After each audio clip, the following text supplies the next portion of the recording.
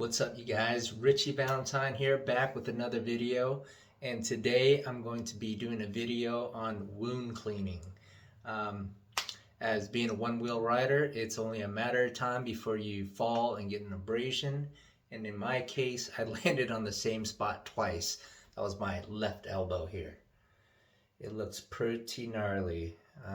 You can see where it was beginning to heal before I just landed it back on it today.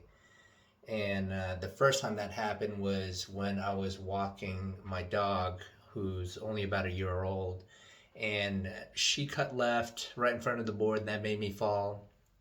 And I didn't have my elbow protection that day. I had the pads on in my backpack tonight, but not on my elbows. And so when I took a spill, I re-injured that exact same spot.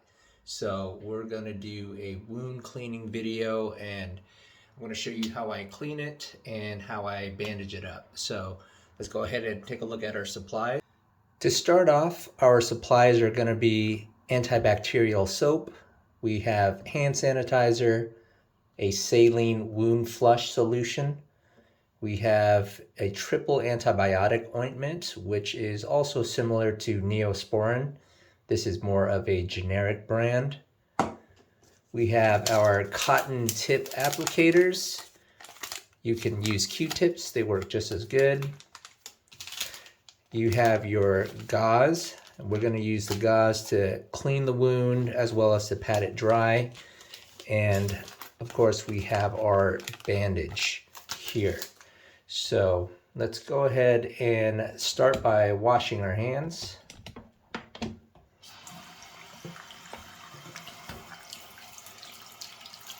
Because we're going to be touching the wound, we want to make sure we're not introducing bacteria to our open skin.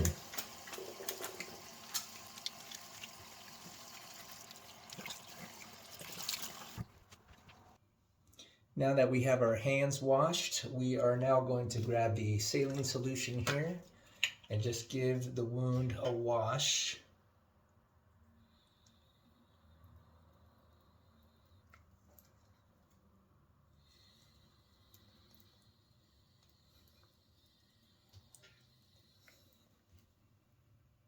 There we go. That area has been washed and cleaned. Now we're going to take our gauze, open it up. This is a pretty big piece, so I'm just going to tear it in half. And I'll be able to tear it in half again.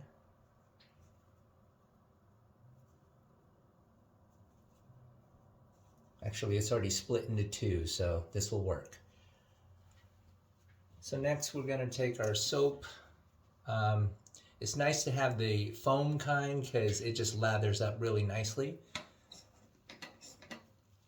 Put a little bit on there, and I'm just going to put a dab of water onto the gauze as well.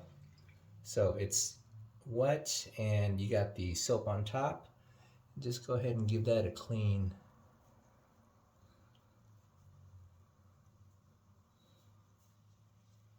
So you want to start in the center and then work your way out along the edges.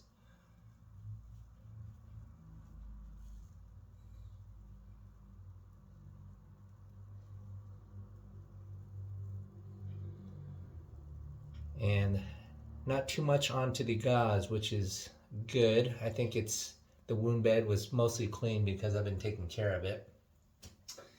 But right after the accident, it was quite bloody. So we're going to take our other piece of gauze that we tore up, and we're going to wet it with some lukewarm water, and then we're just going to wipe it clean, starting in the center.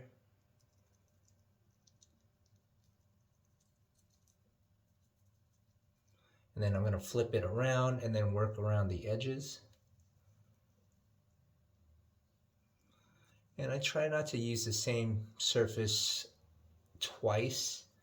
So with each wipe, I'm using a different corner of the gauze. Boom. So there's still a little bit for us to clean up. So I'm going to take the other piece. I'm going to put a little water on this little piece. And again, just kind of dab around the area.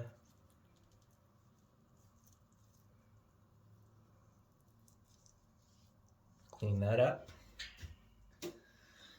Now what we want to do is dry the wound bed. So I'm going to take my clean, dry piece of gauze and just kind of start dabbing in the middle. I'm going to flip the gauze around and get the edges. You want the area to be dry so that when you put down your bandage, it's going to adhere to your skin. I'm going to take my cotton tip applicators and my triple antibiotic cream.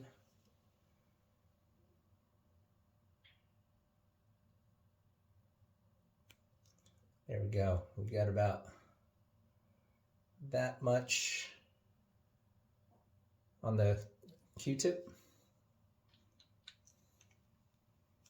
Let's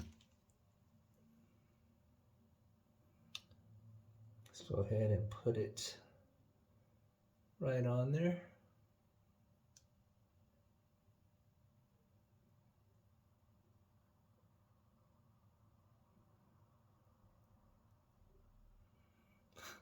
I got skin and all kinds of stuff going on there. But that will heal in time, and all the dead skin will fall off. There we go. So ointment's all over the wound there. So we're just about done. We're going to take our bandage.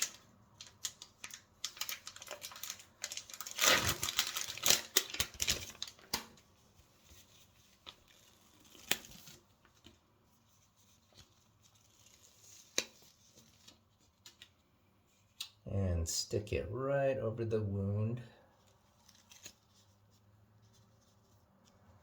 This way it stays clean and protected.